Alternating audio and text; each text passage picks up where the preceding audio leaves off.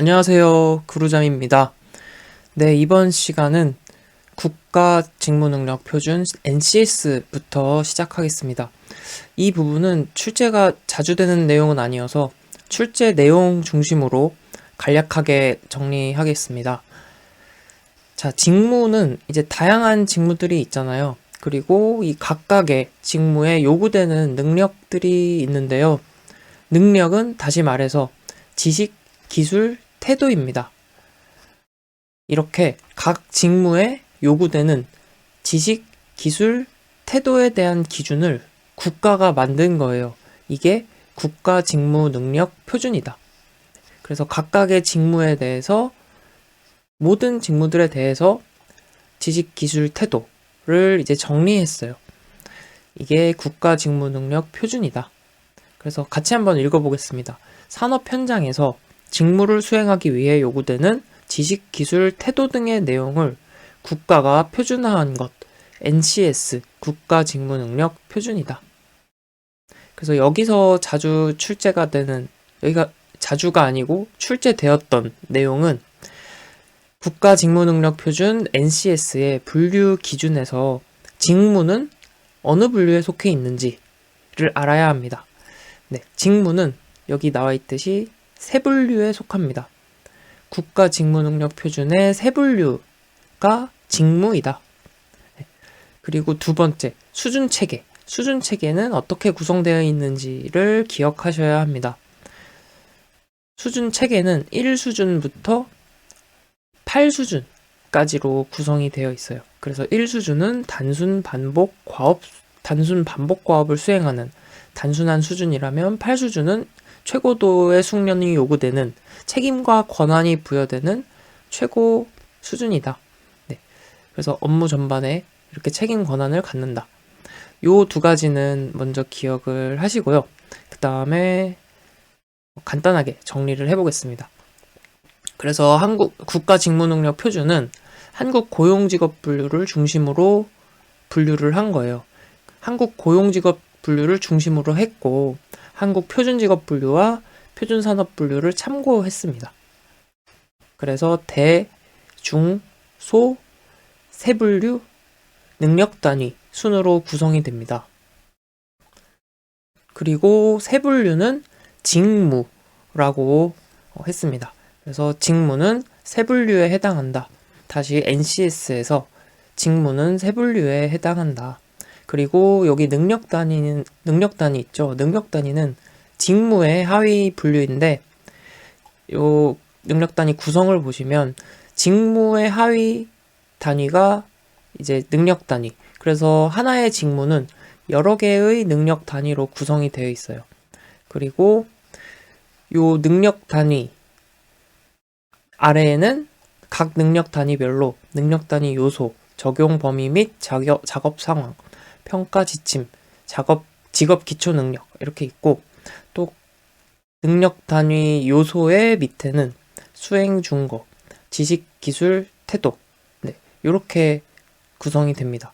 그래서 뭐 요 구성을 이제 다 암기를 하실 필요는 없는데 간단하게 이제 보여드리면 좀 이해가 쉬울 것 같아요. 그래서 제가 예시를 하나 가져왔습니다. 예를 들어서 마케팅 전략 기획 직무라고 해볼게요. 마케팅 전략 기획 직무. 네, 이렇게 마케팅 전략 기획이라는 직무가 있으면 이 마케팅 전략 기획 밑에는 여러 개의 능력 단위가 있습니다. 신상품 기획, 전략적 제휴, 마케팅 전략 계획 수립 뭐 이런 식으로 쭉 여러 개의 능력 단위가 있어요. 그래서 이제 각 능력 단위마다 수준이 있다는 거예요. 그래서 그중 하나, 첫 번째 능력 단위가 신상품 기획입니다. 신상품 기획은 이제 참고로 5 수준 이렇게 표시가 돼 있어요. 그래서 수준 5다. 그래서 신상품 기획이 있고 또 두 번째 능력 단위는 전략적 제휴 이런 식으로 능력 단위가 쭉 있고 능력 단위의 하위 요인 네, 신상품 기획 능력 단위에 대해서 능력 단위 요소가 나오죠. 신규 아이템 발굴하기가 있고 그리고 수행 준거 수행 준거가 이렇게 쭉 나와 있습니다. 신규 아이템 정보를 수집할 수 있다. 뭐 개발 방향성을 고려하여 신규 아이템 아이디어를 분류할 수 있다. 이런 식으로 수행 준거가 수행 기준이죠. 쭉 제시가 되어 있고, 그 다음에 이 신규 아이템 발굴하기에 대한 지식, 기술, 태도가 언급이 되어 있습니다. 그래서 이게 능력 단위 요소고요. 그리고 능력 단위 밑에 또 적용 범위, 작업 상황, 평가 지침, 직업 기초 능력 등이 있죠.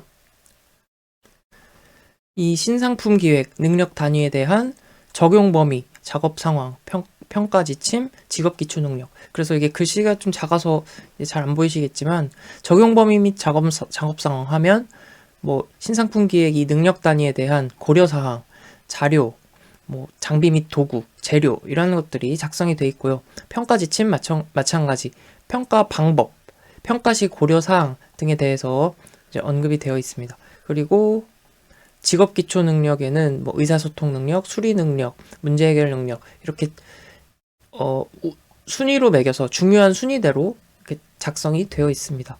그래서 네, 다시 한번 정리를 하면 세 분류가 직무다. 그리고 직무 밑에는 능력 단위, 능력 단위 밑에는 능력 단위 요소, 그리고 요소 밑에는 수행 준거, 지식, 기술, 태도가 있다.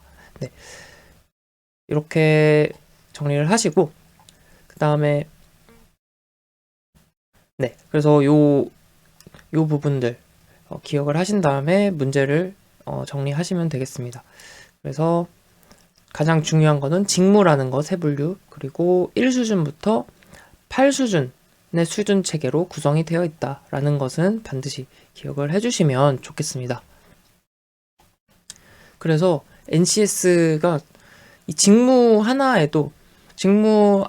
대해서도 굉장히 이제 내용이 상세하죠. 굉장히 내용이 방대합니다. 네. 그러면 여러분들 직접 이제 문제 한번 풀어보시고 나서 다시 맞춰보겠습니다. 네, 1번 문제입니다. NCS에 대한 설명. 틀린 것은 국가 직무능력 표준은 산업 현장에서 직무를 수행하기 위해 요구되는 지식, 기술, 태도 등을 국가가 체계화한 것이다.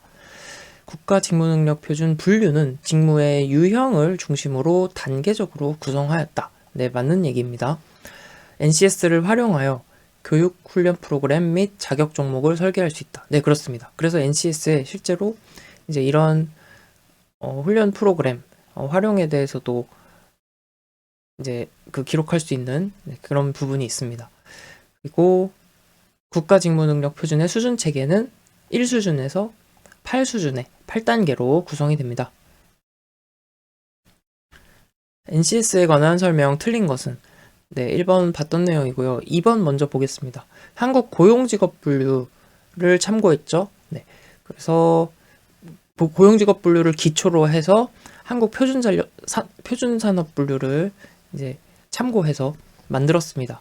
그래서 대중소 세 분류로 구성이 되어 있고 직무는 세 분류에 소속되어 있다. 능력 단위는 세 분류의 하위 단계죠. 능력 단위는 NCS 분류의 하위 단위로서 능력 단위 요소 직업 기초 능력으로 구성이 되어 있다라는 걸 우리 방금 확인했습니다. 그리고 직무는 NCS 분류의 중분류가 아니고 세 분류를 의미하고 네, 그래서 원칙상 세 분류 단위에서 표준이 개발됩니다. 정답은 4번.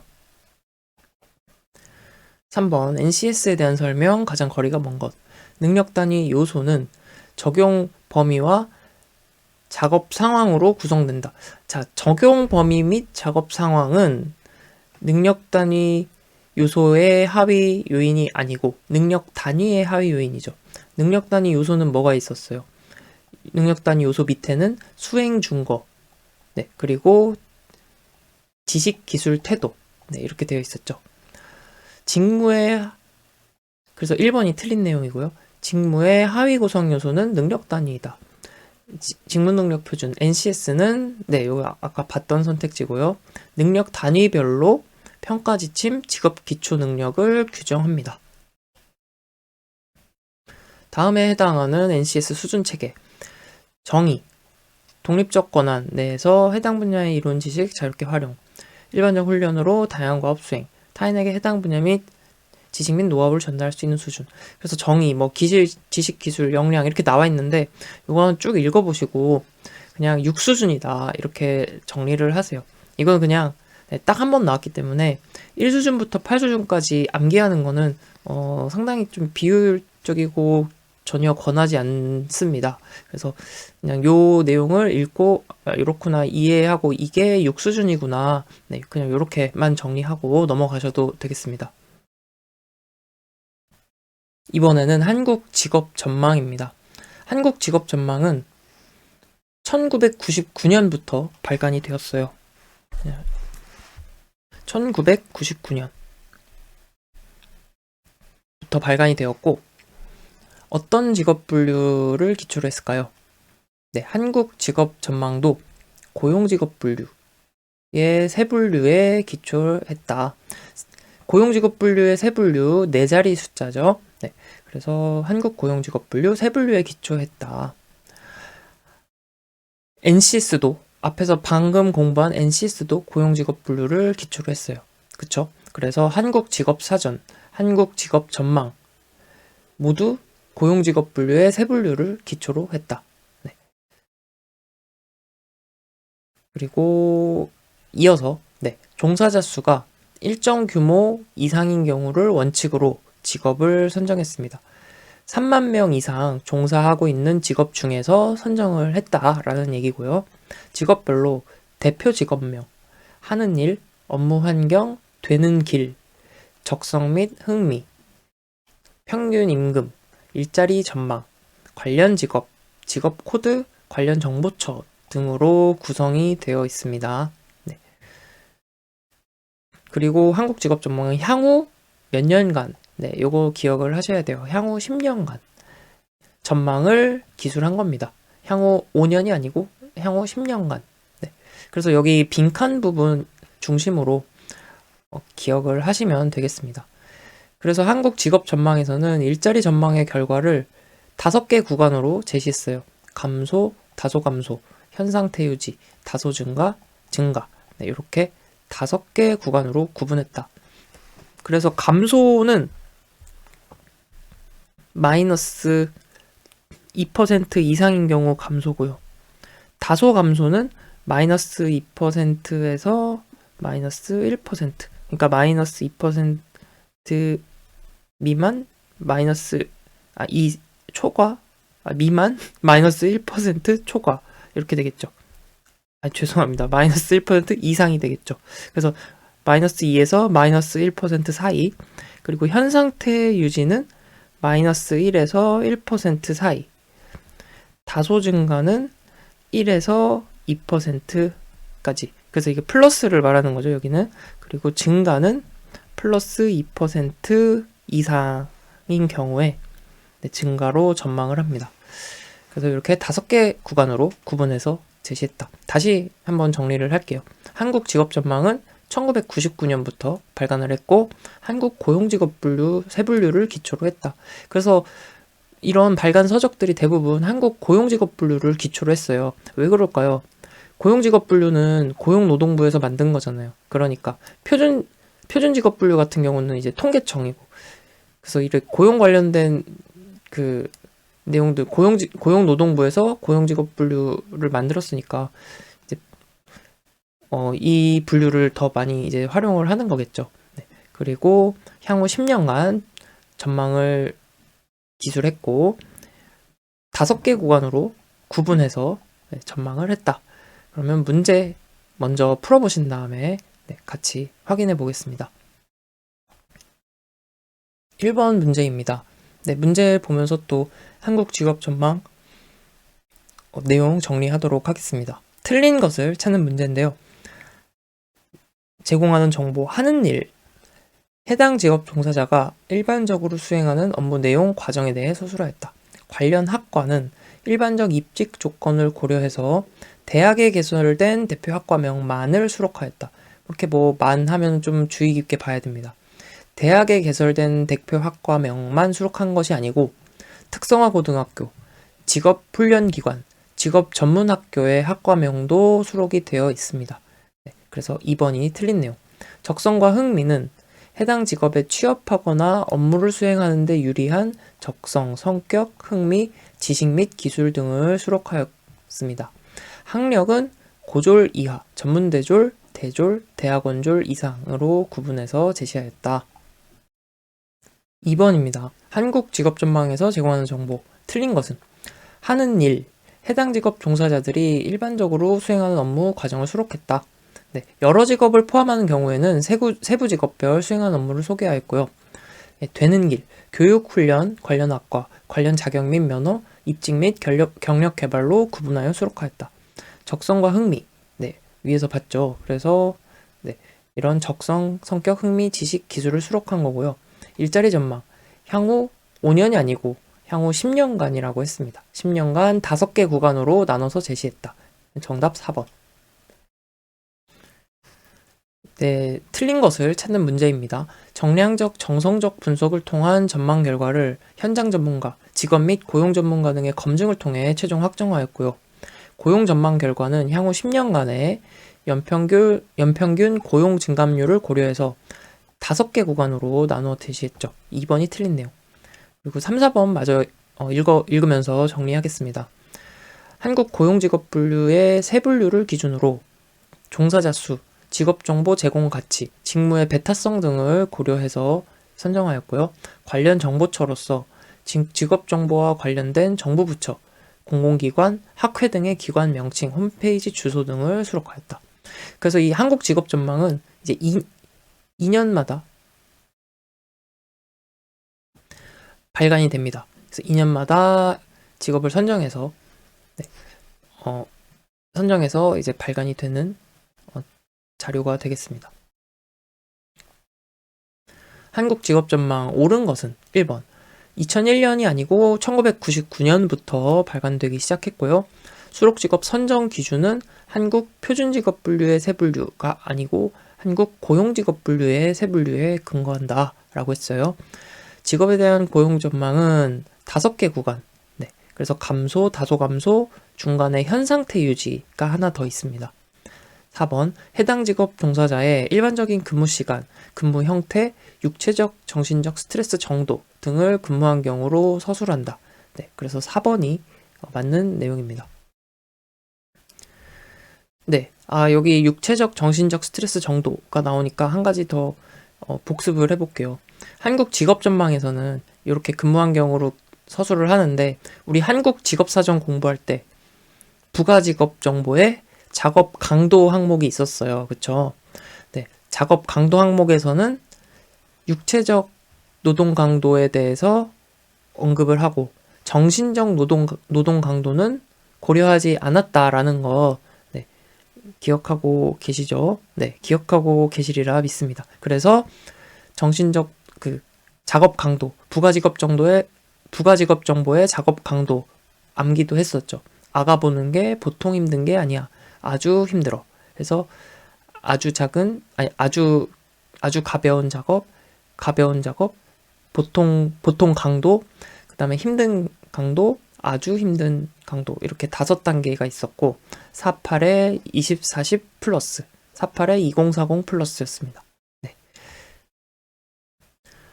5번 수록직업 선정에 관한 설명으로 틀린 것은 수록직업은 한국 표준직업분류의 중분류 직업에 기초하여 중분류가 아니고 세분류고 표준직업분류가 아니고 고용직업분류였습니다.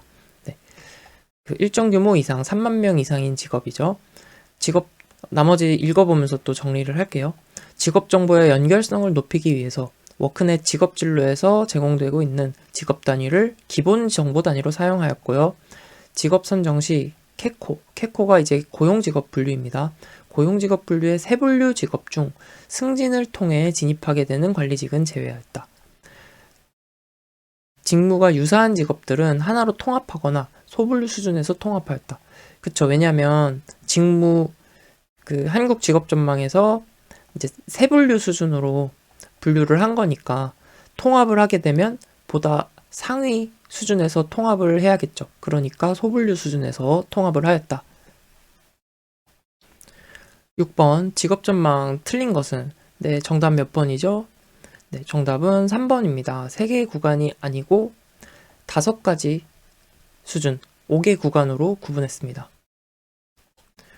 7번. 한국직업전망의 직업별 정보 구성 체계에 해당하지 않는 것은? 네, 여기서 하는 일, 근무 환경, 관련 정보처는 이제 포함이 되어 있고요. 산업 전망, 직업 전망이니까 산업 전망은 포함되지 않습니다. 그래서 직업 전망이니까 일자리 전망이 포함이 되고요. 8번. 한국 직업 전망 구성 체계에 포함된 항목이 아닌 것은 마찬가지. 산업 전망, 산업 동향. 네, 이런 것들은 포함되어 있지 않습니다. 9번. 한국 직업 전망에서 정의한 고용 변동 요인 중 불확실성 요인에 해당하는 것은? 네, 한국 직업 전망에서 이제 고용 변동 요인을 정의를 했는데 고용 변동 요인을 구분을 했어요. 확실성 요인과 불확실성 요인으로 구분을 합니다. 그래서 이 확실성 요인의 경우에는 방향성이 뚜렷한 요인을 확실성 요인으로 이제 구분했어요. 그리고 불확실성 요인은 방향성이 뚜렷하지 않은 요인, 불확실성 요인. 그래서 확실성 요인이라고 하면 인구 구조나 노동 인구가 변하는 것, 이제 확실성 요인이죠. 그리고 과학기술이 발전하는 것. 과학기술의 발전, 방향성에 대해서 이견이 없습니다. 다른 의견이 없습니다. 확실성 요인이고요. 가치관과 라이프 스타일 변화, 또 전망이 뚜렷한 변화죠. 그래서 확실성 요인입니다. 그런데 정부 정책이나 법 제도 변화는 불확실성 요인이에요. 그래서 이게 뭐 대내외 환경, 경제 환경 변화, 기업의 경영 전략 변화 이런 것들 다 정부, 기업 이런 것들 다 불확실성 요인에 이제 해당되는 내용입니다. 네. 그래서 이렇게 정리하시면 되겠고요. 10번. 10년간 직업별 일자리 전망 결과 증가가 예상되는 직업에 해당하지 않는 것은? 자, 이 한국 직업 전망에서 일자리 전망을 직업별로 다 암기할 수는 없어요. 그래서 이런 문제가 나오면 그 직업이 속해 있는 해당 산업의 변화를 떠올려 보세요. 그래서 해당 산업의 변화를 떠올리면서 추론을 해보는 겁니다. 자, 농림업의 경우에는 성장, 확대되는 산업이 아니잖아요. 반면에 사회복지사, 간호사, 간병인, 네. 보건의료, 사회복지 분야입니다. 갈수록 중요성이 커지면서 점차 산업이 확대되고 있는 직업입니다. 그래서 2, 3, 4는 증가가 예상되는데 어업 종사자는 이제 증가가 예상되는 직업에 해당되지 않고요. 지금 이게 2019인데 이제 2023이 최신판이에요. 그래서 2023 버전에는 이제 어업 종사자라는 항목은 없고 어부 및 해녀 이렇게 되어 있는데 어부 및 해녀는 다소 감소로 분류를 하고 있습니다. 다음 11번으로 갈게요. 한국 직업 전망에서 세 분류 수준의 일자리 전망 결과가 증가 및 다소 증가에 해당하는 직업명을 모두 고른 것은? 네, 여기서는 이제 일단 보건의료 복지, 간병인, 또 보육, 임상심리사, 보건의료, 증가, 다소 증가하는 산업이고요. 확대되는 산업이죠. 마찬가지 연예, 엔터테인먼트 산업, 그리고 컴퓨터 관련, 소프트웨어 관련 네트워크 시스템 개발자, 그리고 택배, 운송, 유통 관련해서 택배 모두 다 해당이 됩니다. 정답은 4번인데요. 이게 지금 보육교사가 증가로 나와 있지만 이게 아마 다음 버전에 이게 보육교사가 포함이 된다면 어떻게 될지 모르겠습니다. 출산율이 계속 낮아지고 있잖아요. 네. 그래서 이게 다음에 이게 보육교사가 포함이 된다면 어떤 전망이 나올지 궁금합니다. 네.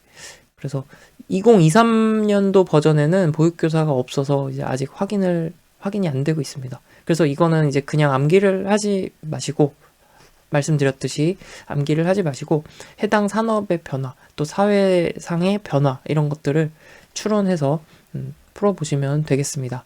12번. 그리고 여기 네트워크 시스템 개발자는 2023 버전에 이제 포함이 되어 있어요. 그래서 요거는 다소 증가라고 제시를 했습니다. 전망을. 그 다음 12번으로 갑니다. 다소 증가로 전망되지 않은 것은 2019년이네요. 자, 여기서는 경찰관, 기자, 손해사정사 모두 다소 증가였고 항공기 조종사는 증가였습니다. 네. 그래서 이것도 뭐 암기를 하실 필요는 없는 문제예요. 네. 그리고 2023 버전에서도 최신판에서도 항공기 조종사가 포함이 되어 있는데 항공기 조종사는 증가로 전망하고 있습니다. 13번. 어떤 직업에 관한 설명인가? 의사를 도와서 질병의 원인 연구하고 질병의 예방과 치료를 위해 혈액이나 소변 조직 등 인체로부터 추출된 검체를 다양한 의학적 검사법을 통해 분석하는 업무. 무엇이죠? 네, 임상병리사입니다. 혈액 검사 하면 그 혈액 분석하는 업무죠. 네, 고용노동통계조사입니다. 고용노동통계조사, 사업체의 고용노동 관련 실태를 주기적으로 파악하는 거예요. 그래서 네, 뭐 이런 통계를 내서 합리적인 의사결정을 지원한다. 그래서 여기는 이제 뭐 다 암기를 할 수는 없어요. 하기 굉장히 하는 것은 불가능하기도 하고요. 가능해야 하는데 굳이 그렇게 다 암기할 필요는 없고요.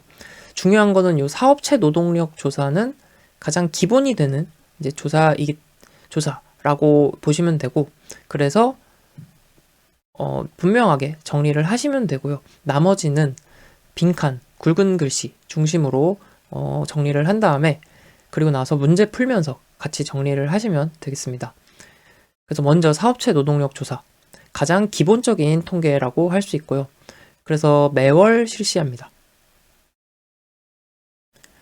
네, 조사 항목은 이렇게 뒤에 쭉 나와 있습니다. 그래서 27개 항목을 조사한다. 그리고 지역별 사업체 조사, 네, 지역별 사업체 노동력, 그러니까 사업체 노동력 조사는 기본이고 그 다음에 지역별 사업체 노동력 조사와 직종별 사업체 노동력 조사가 있어요.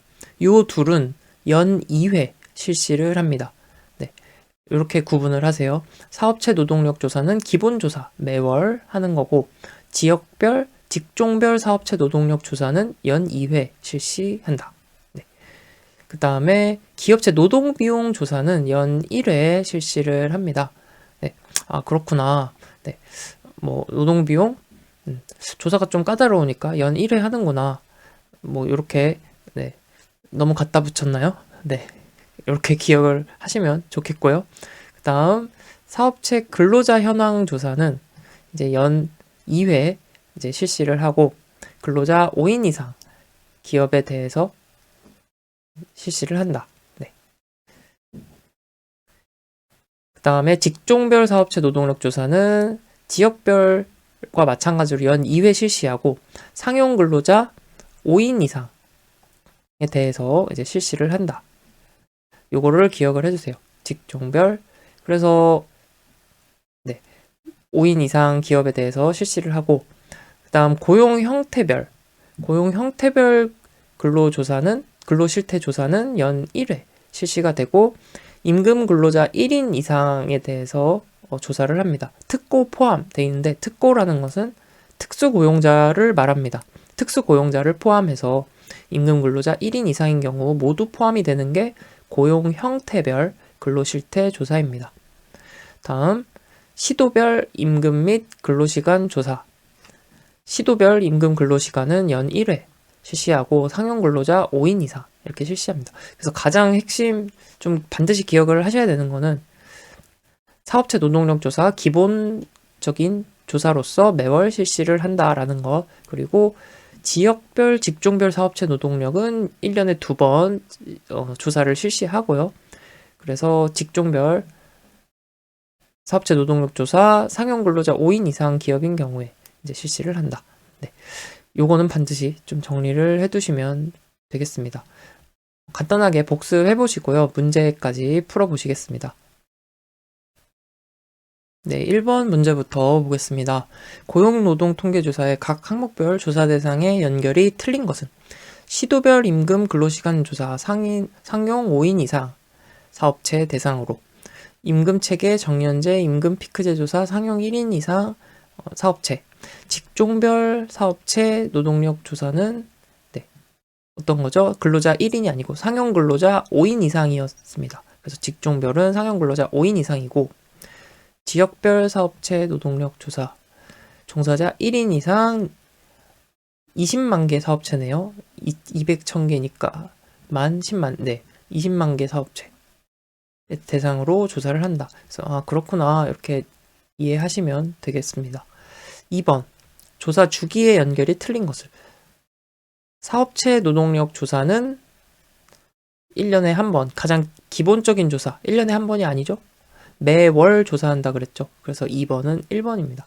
시도별 임금 근로시간은 연 1회 지역별 사업체 그리고 직종별 사업체 노동력은 연 2회 조사하고요. 기업체 노동비용 조사 노동비용 계산 까다로우니까 연 1회 3번 고용노동부에서 실시하고 있는 사업체 노동력 조사 가장 기본 조사입니다.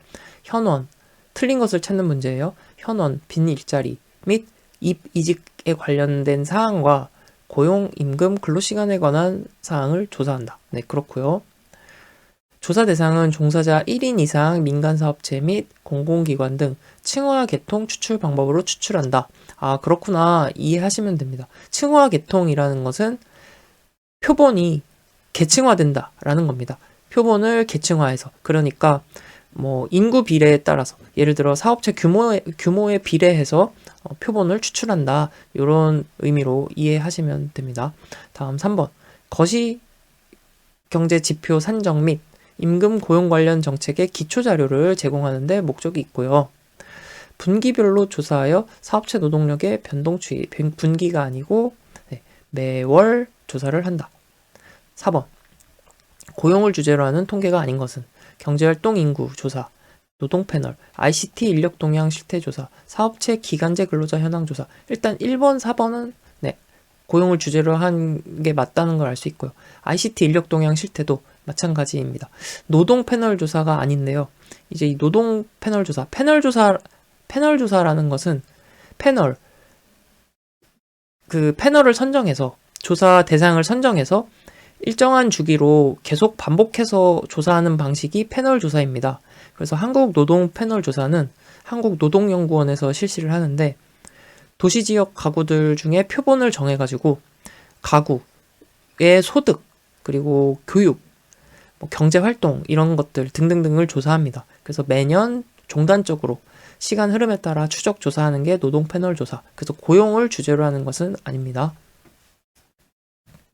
네, 5번입니다. 2012년 7월 고용 동향에 대한 분석으로 틀린 것은 네, 이거는 그냥 자료 해석 문제죠. 그냥 자료 읽고 맞춰보면 되는 문제입니다. 그래서 1번 실업자는 79만 5천 명으로 2012년 7월에 실업자가 여기 있죠. 그래서 단위가 1000명이니까 1000만 10만 79만 5천 명이다. 그래서 전월 대비 4만 2천 명 감소했다. 전월이라고 하면 6월이죠. 6월 대비 4만 2천 명 감소했나요? 자, 822에서 795를 빼면 2만 7천 명입니다. 그래서 요 증감률 보고 속으시면 안 됩니다. 네, 여기 증감률은 전년 동월 대비라고 나와 있잖아요. 그러니까 요거 보고 이렇게 틀린 거 찾으시면 됩니다. 나머지는 이제 다 맞춰보시면 돼요. 그래서 여기에 증감률이라는 건 전년 동월 대비니까 전년 동월 대비 5.5 감소하였고 여자는 4.2 감소하였다. 이게 맞는 얘기고요. 실업률은 성별로 보면 남자는 3.3%잖아요. 그래서 전년 동월 대비 0.3% 하락한 거고요. 여자는 2.7로 0.2% 하락하였다. 계절 조정 실업률은 어디 있나요? 계절 조정 실업률 여기 있죠. 3.1%네요. 그래서 전월이니까 여기를 봐야겠죠. 2012년 6월을. 그래서 3.2에서 3.1로 0.1 하락하였다. 그래서 정답이 1번이고요. 6번 틀린 것을 찾는 문제입니다. 네, 이 왔다 갔다 하면서 보기가 어려워서 제가 옆에다가 이렇게 옮겨놨습니다. 자, 4번부터 한번 볼게요. 학력별로는 전문대졸의 경우 1년 이상 장기 실업 비중이 1년 이상이면 12개월 이상이죠. 그러면 여기에 해당이 되네요. 타학력층에 비해 높다. 타학력층, 고졸, 중졸 이하 다 전문대졸보다 높아요. 대학원졸도 심지어 전문대졸보다 높아요. 그렇기 때문에 4번이 틀린 얘기네요. 그리고 3, 2, 1 다 맞는데요. 그래도 한번 보면 10에서 20대의 경우 3개월 미만의 실직기간 비중 3개월 미만 10에서 20대 네, 비중이 타 연령층에 비해 높다. 네, 그렇죠. 그리고 연령별로는 30대 이상에서 1년 이상 장기 실업 비중이 30대 1년 이상 장기 실업 비중이 타 연령층에 비해 네, 높죠. 그래서 여기 60대 이상을 제외하면은 네, 30대가 제일 높기 때문에 네, 높다라고 볼 수 있고요. 남자의 경우 3개월 미만 실직 비중이 가장 높다. 자, 실직기간 없음 17, 13, 30일 네, 그렇네요. 그래서 맞는 얘기. 7번입니다. 신규 취업자의 노동력 수급 상황, 채용, 구인 및 이직 상황은 어떤 정보에 속하는 걸까요? 노동시장 정보잖아요. 노동시장, 고용, 실업 동향에 대한 정보. 8번 성비 105의 의미는 자, 성비의 개념은 이제 여자 100명당 남자 수를 말합니다. 여자 100명당 남자 수. 그렇다면은 성비 105의 의미는 네. 남자가 105명이라는 의미죠. 여자 100명당. 정답 3번. 9번 한국고용정보원에서 제공하는 통계 간행물이 아닌 것은 네, 요거는 문제 통해서 정리해 두시면 되겠습니다. 직업능력개발 통계연보, 고용보험 통계 현황, 워크넷 구인구직 취업 동향은 고용정보원에서 제공하는 정보고요. 고용 동향 분석은 아닙니다. 그리고 이게 지금 현재는 폐간됐어요. 노동연구원에서 발행했었는데 이제 폐간이 됐다. 네, 국민취업지원제도입니다. 여기도 출제가 많이 되는 편은 아니어서 간단하게 살펴볼게요. 지금 다룬 내용은 좀 변경된 내용이 많아서 이전보다 그래서 작년보다 변경된 내용이 많아서 이전 기출문제가 없어진 게 많습니다. 그래서 기출문제에다가 앞으로 나올 것 같은 내용을 조금만 더 해서 정리하겠습니다. 여기 표를 보시면 국민취업지원제도에는 1유형과 2유형이 있습니다. 그리고 2유형에는 특정 계층이 이제 포함이 됩니다. 문제는 요 특정 계층에 포함되지 않는 경우를 구분해내는 문제가 가장 자주, 네, 주로 나오는 편이고요. 그래서 여기에 기억해 두셔야 할 건 요 특정 계층에 실업자는 포함되지 않는다. 실업급여 수급자는 포함되지 않는다. 네, 요거를 먼저 얘기를 하고 시작해 보겠습니다. 국민취업지원제도 네, 취업 지원을 해주는 거잖아요. 그러니까 1유형, 2유형 모두 취업지원 서비스는 기본적으로 제공을 합니다. 취업지원제도니까요. 네, 취업지원 서비스를 제공하되 여기서 이제 달라지는 겁니다. 2유형은 취업활동 비용을 지원하는 것이고 1유형은 구직 촉진 수당을 지원해줍니다. 그래서 요게 좀 더 많아요. 왜냐면 1유형을 딱 보시면 조금 더 조건이 까다롭죠. 네. 구직 촉진 수당이 금전적으로 더 지원되는 것이기 때문인데요. 여기에 이렇게 요건이 나와 있고 이 요건은 참고로 한번 읽어보시고요. 네. 그래서 요지는 구직 촉진 수당을 받기 때문에 1유형의 요건이 좀 더 까다롭다는 것. 네. 그리고 2유형은 취업 활동 비용을 지원받는다는 것. 네, 이렇게 구분해서 정리하시면 되겠습니다. 그래서 요 상세 내용, 1유형과 2유형의 상세 내용은 뭐 알고 계시면 좋겠지만 우선은 이렇게 지원 내용이 다르구나 하는 정도로 기억을 해주시기 바랍니다. 네. 그리고 여기 특정 계층은 좀 기억을 해두셔야 돼요. 이 특정 계층으로 가면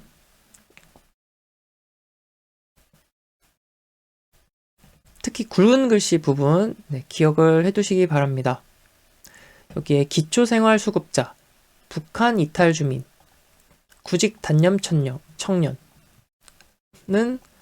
2유형 국민취업지원제도 2유형의 이제 특정 계층에 해당이 됩니다. 네. 그래서 또 다른 특정 계층은 이렇게 읽으면서 보시면 되겠습니다. 결혼 이민자 있고요. 노숙인, 신용회복 지원자, 위기청소년도 있고요. 네, 여성 가구주, 또 미혼모 한부모도 있고요. 국가유공자, 청소년 부모, FTA 피해 실직자, 건설일용직, 특고, 특수형태 근로종사자, 기초연금 수급자, 영세자영업자 등 이제 포함이 되고요. 중요한 거는 실업급여 수급자는 국민취업지원제도 이 유형에 해당되지 않는다라는 것 이제 기억을 해두시면 되겠습니다. 그리고 1유형에 참여할 수 없는 대상도 있어요. 이거는 이제 쭉 읽어보시고 이것도 굵은 글씨 중심으로 정리를 해보시면 되겠습니다. 근로능력, 취업 및 구직 의사가 없는 사람은 참여할 수 없고요. 좀 돈을 많이 주니까 구직 촉진 수당을 주잖아요. 근데 구직 의사가 없는 사람을 주면 안 되죠. 상급 학교 진학 및 전문 자격증 취득을 목적으로 학교에 재학 또는 학원에서 수강 중인 사람, 학생은 안 된다는 거고요. 군복무 등으로 즉시 취업이 어려운 사람, 단 2개월 이내 전역 예정인 자는 제외를 합니다. 그리고 생계급여 수급자는 생계급여를 받고 있기 때문에 1유형의 구직 촉진 수당을 받을 수 없다. 하지만 2유형에는 참여할 수 있다라는 거고요. 실업급여를 받고 있거나 실업급여 받는 사람 안 되고요. 종료 후 6개월이 지나지 않은 사람도 받을 수 없습니다. 국가 또는 지방자치단체가 구직활동에 필요한 비용을 지원하는 수당이 월 평균 60만원, 50만원 이상이거나 총 지원액 300만원 이상인 사업에 참여 중이거나 여기 총 지원액이 2번 들어가 있네요. 수급 종료 후 6개월이 지나지 않은 사람, 정부 재정 지원을 받고 있는 사람도 이제 안 되겠죠. 그리고 월 평균 소득이 중위소득 60%를 넘으면 안 된다. 그래서 매월 50만 원 이상 정기적으로 소득이 발생하는 자는 1유형 수급 자격이 인정되더라도 구직 촉진 수당을 지급받을 수 없다라는 겁니다. 그래서 월 50만 원 정기 소득이 있으면 안 된다. 이렇게 정리를 해보겠습니다. 그래서 다시 한번 간단히 정리를 해보면 1유형은 구직 촉진 수당을 받는 거고 2유형은 취업활동 비용을 지원을 받는다. 특정 계층의 실업급여 수급자는 특정 계층이라는 건 2유형의 특정 계층에는 실업급여 수급자 포함이 안 되고요. 1유형에 참여할 수 없는 대상은 이렇게 쭉 정리가 되어 있습니다.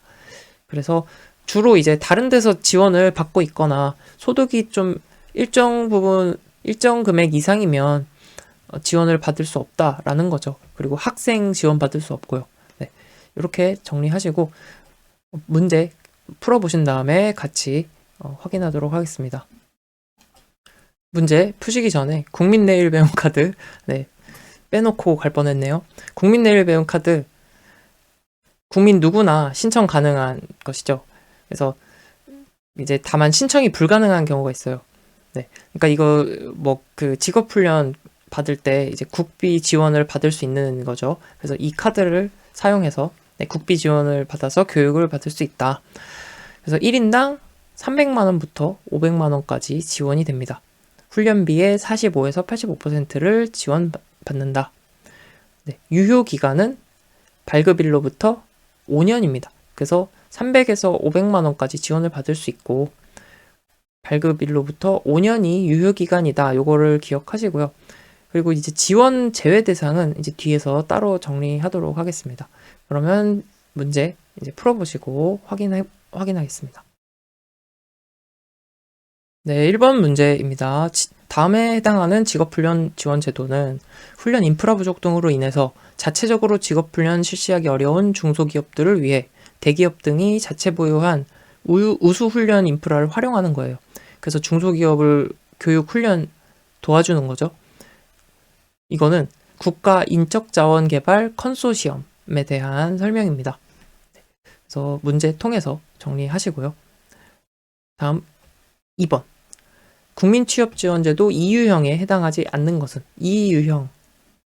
2유형의 이제 특정 계층에 다 해당이 되죠. 북한 이탈 주민, 구직 단년 청년, 기초생활수급자, 네, 다 특정 계층에 해당이 되는데 실업급여 수급자는 이제 해당되지 않는다라고 했어요. 그리고 어떤 직업훈련제도에 관한 설명인가? 급변하는 기술 발전에 적응하고 사회 안전망 차원에서 생애에 걸친 역량 향상을 위해 직업 능력 개발 훈련을 실시할 수 있도록 훈련비를 국비 지원해주는 것 내일 배움 카드, 국민 내일 배움 카드입니다. 4번. 구직자에게 일정한 금액을 지원하여 그 범위 내에서 직업 능력 개발 훈련에 참여할 수 있도록 하고 훈련 이력을 개인별로 통합 관리하는 제도 국민 내일 배움 카드 제도입니다. 네, 국민 내일 배움 카드 지원 제외 대상입니다. 네, 이 내용은 같이 읽어보면서 정리하겠습니다. 우선 75세 이상은 지원이 제외됩니다. 만 75세 이상이에요. 65세 아니고 75세. 65세면 한창 일하실 나이입니다. 그래서 지원을 해드려야 한다. 네, 이렇게 기억하시면 되겠고요. 네, 외국인 지원 제외되는데 고용보험 피보험자 외국인의 경우에는 지원 대상에 포함이 됩니다.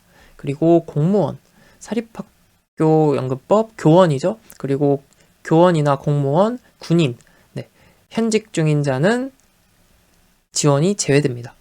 그리고 생계급여 수급자 제외되고요. 조건부 수급자는 지원 대상에 포함이 되고요. 학생 안 되고요. 하지만 졸업이 2년 남은 사람은 지원을 받을 수 있다.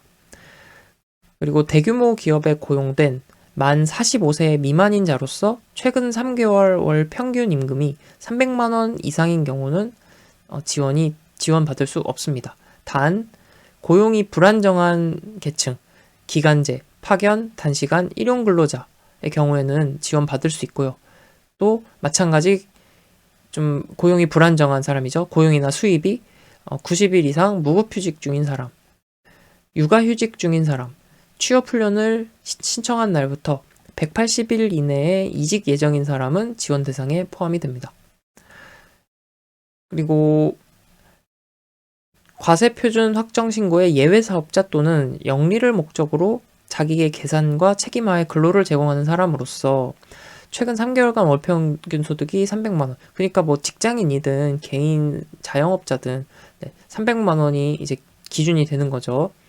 그리고 사업자 등록증을 발급받은 자로서 사업 기간이 1년 미만이거나 최근 1년간 매출 과세 표준 수입 금액이 1억 5천만 원 이상인 경우, 다만 부동산 임대 사업자의 경우 사업 기간이 1년 미만이거나 신고한 부동산 임대 공급가액이 4,800만 원 이상인 경우에는 지원에서 제외가 됩니다.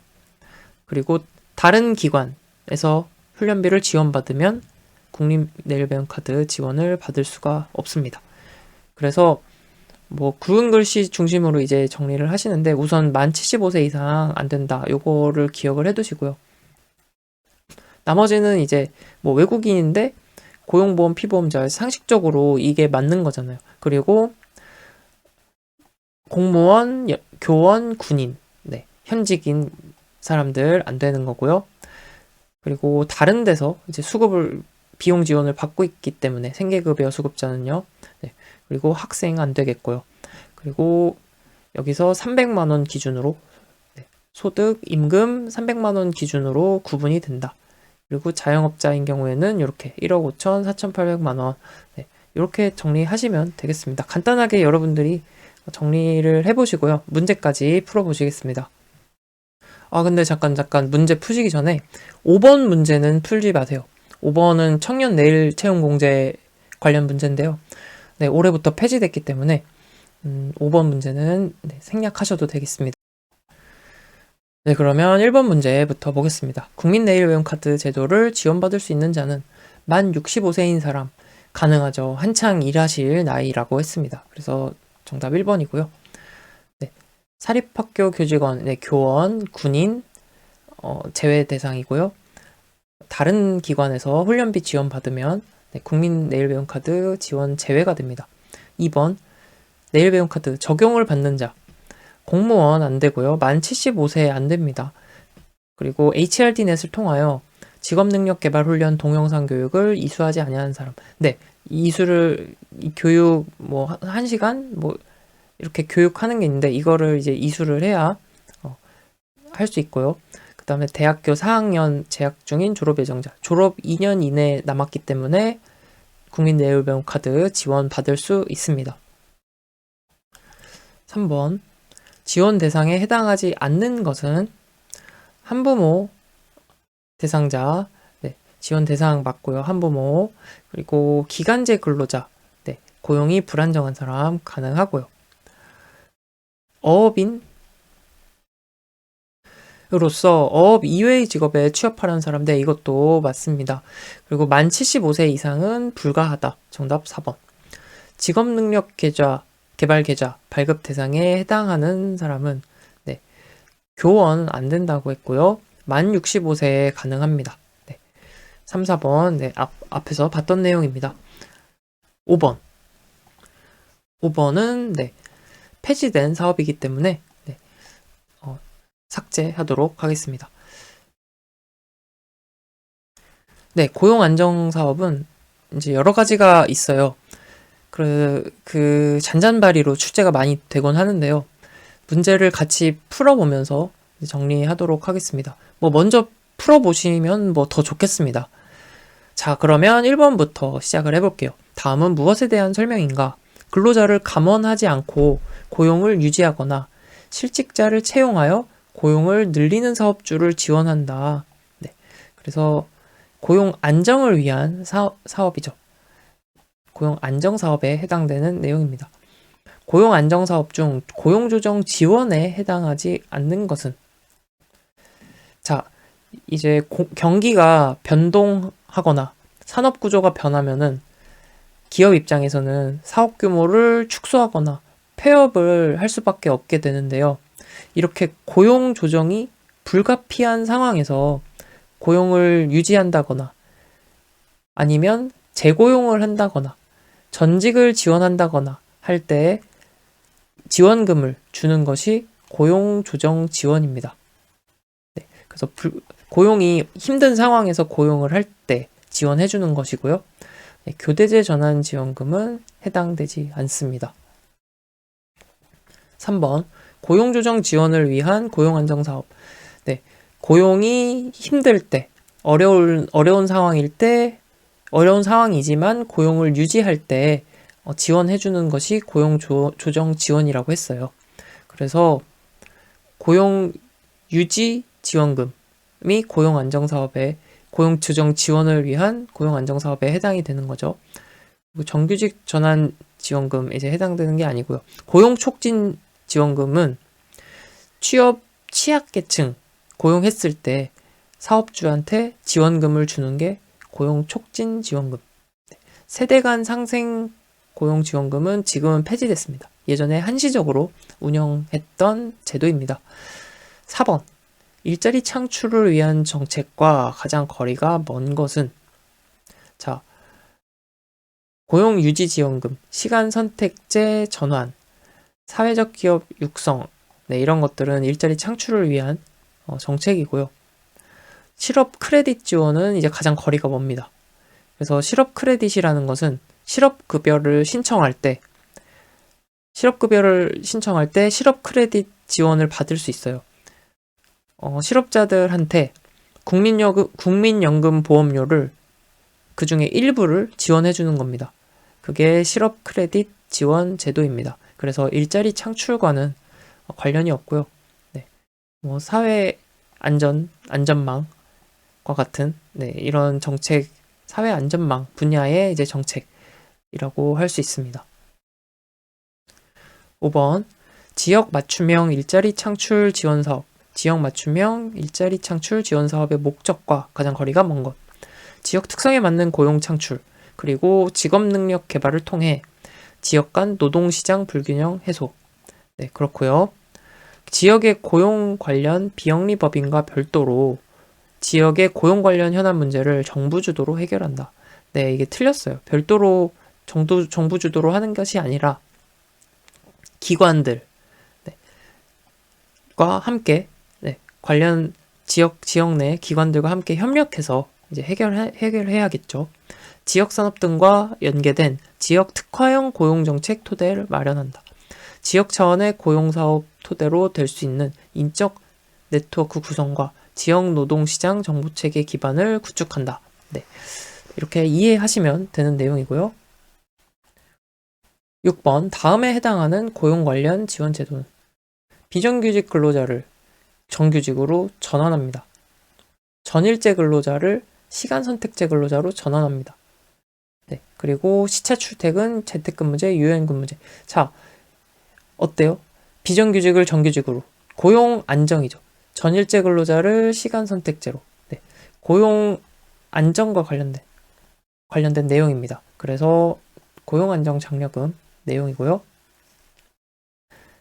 고용 안정 장려금, 워라밸 일자리 장려금에 관한 설명으로 틀린 것은 근로자의 계속 유형을 위해 근로시간 단축, 근로시간 유연화 제도 등을 시행하면 지급한다. 네, 고용 안정을 위한 것이죠. 사업주의 배우자, 사촌 이내의 혈족 인척은 제외한다. 아, 그렇구나. 이것도 이해하시면 되고요.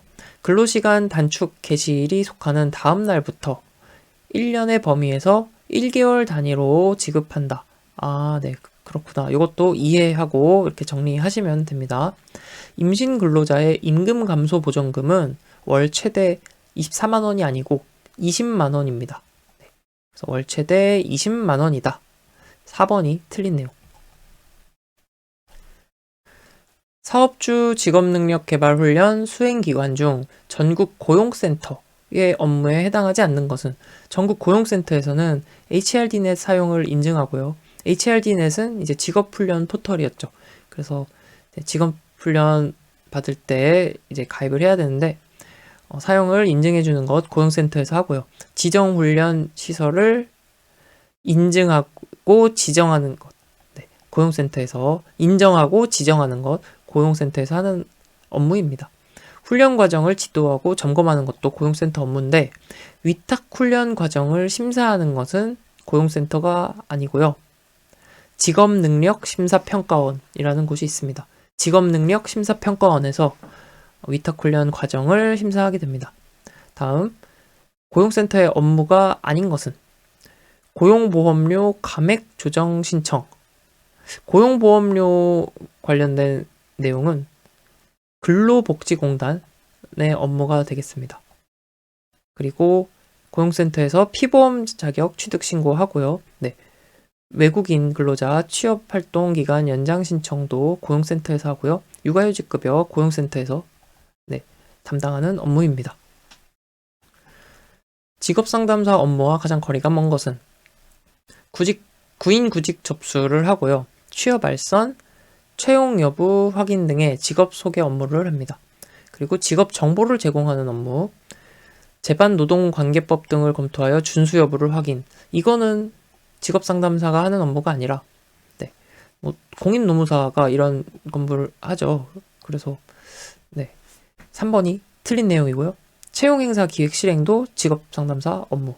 11번 고용노동부에서 실시하는 직업상담 프로그램 중 취업을 원하는 결혼 이민 여성, 결혼 이민 여성, 이주민 여성을 대상으로 하는 것 WIC 취업 지원 프로그램입니다. WIC Women Immigrant Career Identity 해서 WIC거든요.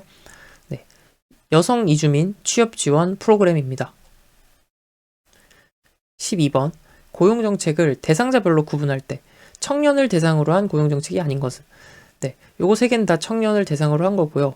고용허가제도는 외국인 채용할 수 있도록 하는 제도입니다. 그래서 1번이 틀린 내용이고 일학습 병행제는 이제 도제식 교육 훈련 제도입니다. 도제식으로. 그래서 신규 입사자나 특성화고 학생, 재학생들 대상으로 이제 운영되는 제도입니다. 그리고 고용 디딤돌 같은 경우는 현재 없어진 프로그램이에요. 이제 대기업 주도로 유망 직종에 대해서 청년 이렇게 약간 인턴 뭐 식으로 교육 훈련을 해서 취업으로 연계해보자 했는데 네, 실효성이 없어서 한 1, 2년 만에 사라졌어요. 그리고 강소기업 탐방 프로그램도 네, 청년이 이제 청년 대상으로 실제로 이제 기업 탐방하면서 네, 채용 연계하는 이런 프로그램이죠. 네, 13번 워크넷에서 제공하는 취업 지원 프로그램 정보 설명 틀린 것은? 자, 신호탄 프로그램. 신호탄 프로그램은 신중년의 재취업 설계 구직 역량 강화를 지원한다. 이거 그냥 읽고 이해하시면 됩니다. 그래서 신중년이 본인의 특성과 변화하는 노동시장 특성을 이해하고 재취업을 할 수 있도록 구직 역량을 강화시켜준다. 경력단절 여성 프로그램은 경력단절 여성이 이렇게 취업 능력 향상하고 자립할 수 있도록 지원하는 것. 위씨 방금 봤던 거. 이주민 여성을 위한 이제 취업 지원 프로그램이죠. 그리고 단기 집단 상담 프로그램. 장기간 참여가 어려운 사람들 위해 본인에게 필요한 부분만을 선택하여 수강할 수 있는 3-5일의 집단 상담 프로그램 단기 과정. 3-5일이 아니라 하루 진행됩니다. 그래서 한 3-4시간 정도의 단기 집단 상담 프로그램이다. 4번이 이제 틀린 내용이고요. 이렇게 해서 고용 안정 사업 관련된 내용 또 나머지 이제 문제들 같이 정리해 봤습니다. 네, 이번에는 워크넷 취업 동향에서 사용하는 용어입니다. 이제 여기 나와 있는 용어들 의미를 잘 이해하고 의미를 잘 이해하고 계산하는 문제도 이제 간혹 출제될 수가 있습니다. 그래서 먼저 구인 배율, 구인 배수 보시면 우리 공부하는 내용에서는 같은 의미로 사용이 됩니다. 구인 배율, 구인 배수 동일한 의미라고 보셔도 됩니다. 그래서 구인 배율, 예를 들어서 구인 배율이 0.24다 라고 하면 0.24다 라고 하면 이게 어떤 의미냐면 100명이서 24개의 일자리를 두고 경쟁한다는 거예요. 100명이서 24개 일자리를 놓고 경쟁한다. 그래서 신규 구인 인원이 24명. 그리고 신규 구직자 수가 100명이라는 거죠. 100명이 24개의 일자리를 놓고 경쟁한다. 이게 구인 배율.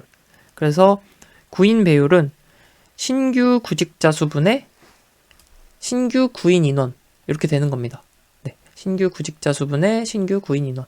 구인 배수도 이제 마찬가지입니다. 네, 이렇게 이해를 하시면 되고요.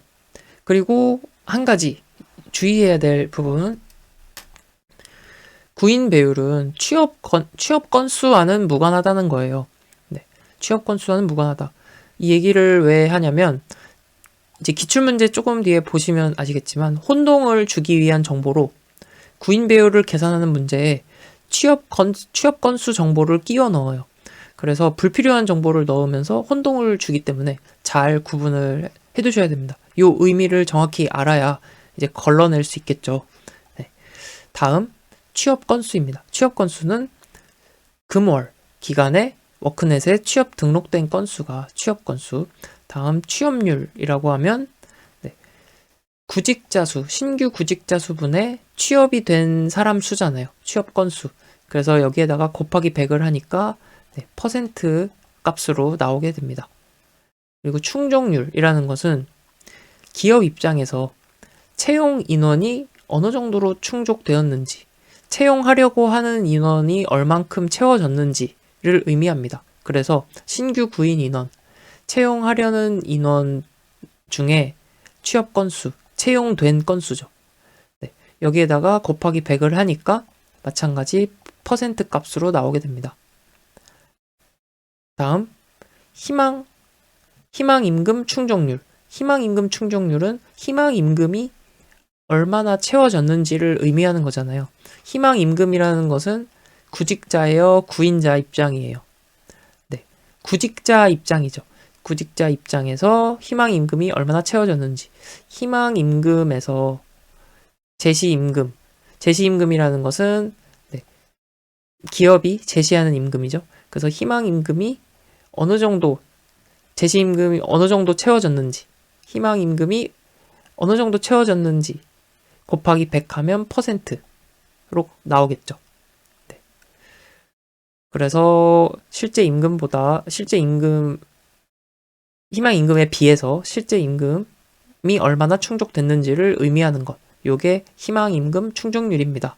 그래서 요 용어를 무조건 암기를 하는 것이 아니라, 요 식을, 계산식을 무조건 암기하는 것이 아니라 의미를 잘 이해하시면 이제 기억을 하실 수가 있겠습니다. 그리고 문제를 풀면서 완전히 정리하시면 되겠습니다. 네. 그래서 뭐 간단히 요 의미들 복습해 보시고요. 문제까지 풀어보시면 되겠습니다. 네, 1번입니다. 워크넷 구인구직 취업 동향에서 사용하는 용어 해설로 틀린 것은, 제시임금이라는 것은 기업에서 구인자가 제시하는 임금이죠. 희망임금, 구직자가 희망하는 임금. 그래서 희망임금은 요구하는 임금, 요구임금이라고도 하고 의중임금이라고도 합니다. 네. 뒤에서 또 이제 공부하게 되는데요. 희망임금, 요구임금, 의중임금 다 같은 의미고요. 희망임금 충족률은 희망임금이, 구직자가 희망하는 임금이 얼마나 충족됐는지. 그래서 희망임금 분의 제시임금 곱하기 100. 다음 구인 배율이라고 하면 어때요? 100명의 사람이 24개의 일자리를 놓고 경쟁한다 라고 했어요. 그래서 이게 바뀐 거죠. 100명의 구직자, 100명의 구직자가 24명의 자리를 놓고 경쟁한다. 그래서 신규 구직 건수 분의 신규 구인 인원이 돼야 되는 겁니다. 그래서 4번이 틀린 내용이고요. 다음, 여기도 틀린 것을 찾는 문제입니다. 자, 구인 배수는 100명의 구직자 중에 24개의 일자리를 놓고 경쟁을 한다 라고 했어요. 취업률, 신규 구직자 수 분의 취업 건수. 네, 그래서 실제 취업이 된 건수에다가 곱하기 100을 하면 취업률. 그 다음에 희망임금이 얼마나 충족되었는지니까 희망임금 분해가 돼야겠죠. 그래서 여기 두 개가 바뀌었습니다. 희망임금 분의 제시임금 곱하기 100. 그래서 3번이 틀린 내용이고요. 취업 건수는 금월 기간에 워크넷에 취업 등록된 건수입니다. 3번 용어 해설 틀린 것은 신규 구직자 수, 해당 월에 워크넷에 등록된 구직자 수. 그래서 워크넷은 이제 월마다 동향을 발표를 하니까 월이 기준이 되는 거죠. 그리고 제시임금 하면, 제시임금은 구인자가 구직자한테 제시하는 거죠. 그리고 구직자가 구인자한테 희망하는 임금이라고 해서 희망임금이라고 하고요. 그래서 2번이 틀린 내용입니다. 다음 시간제. 시간제의 의미 여기서 선택지로 정리를 하시면 되겠습니다.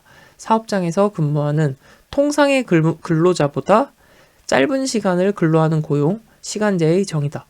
구인 배율은 100명의 구직자가 24개의 일자리를 놓고 경쟁한다. 구인 배율. 다음 4번 틀린 것은 신규 구인 인원, 워크넷에 등록된 구인 인원수, 기준은 월이다.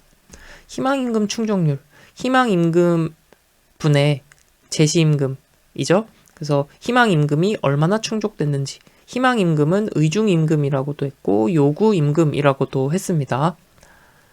취업률, 신규 구직자 수 분의 실제 취업이 된 수가 이제 취업률이 되겠죠.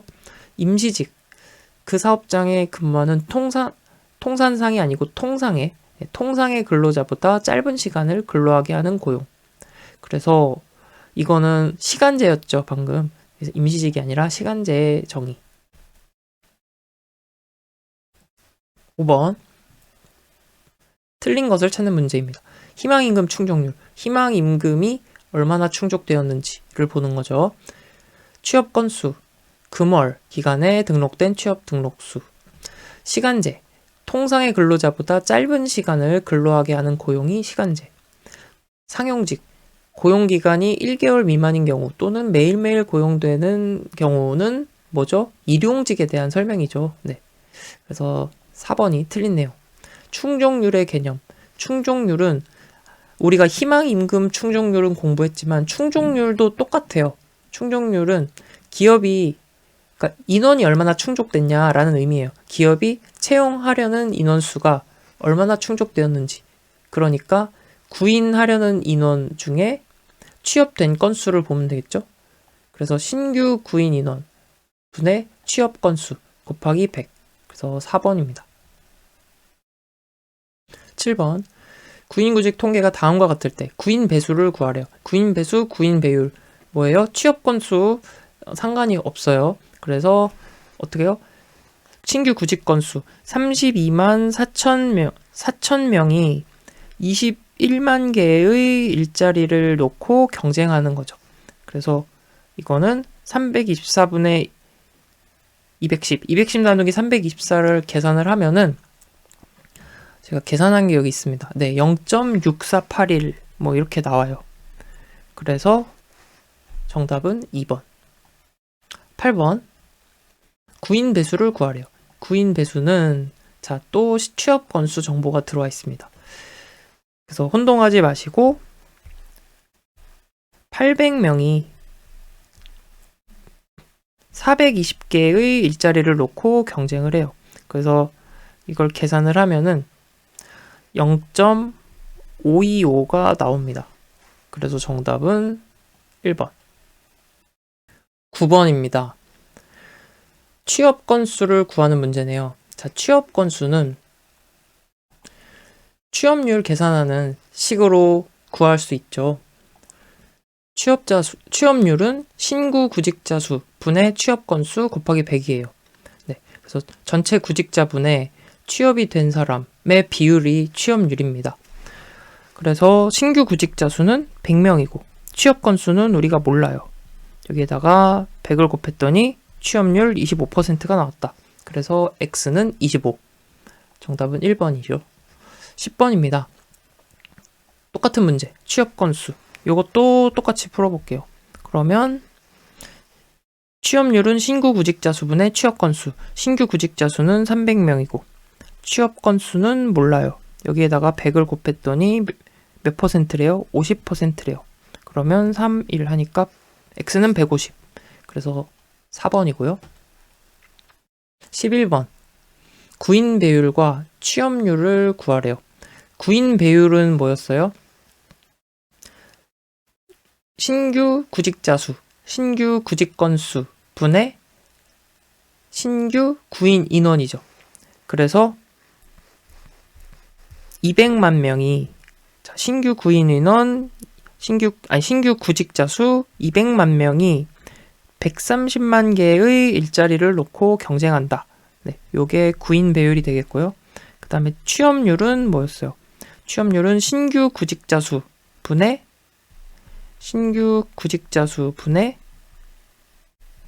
취업 건수가 되잖아요. 네.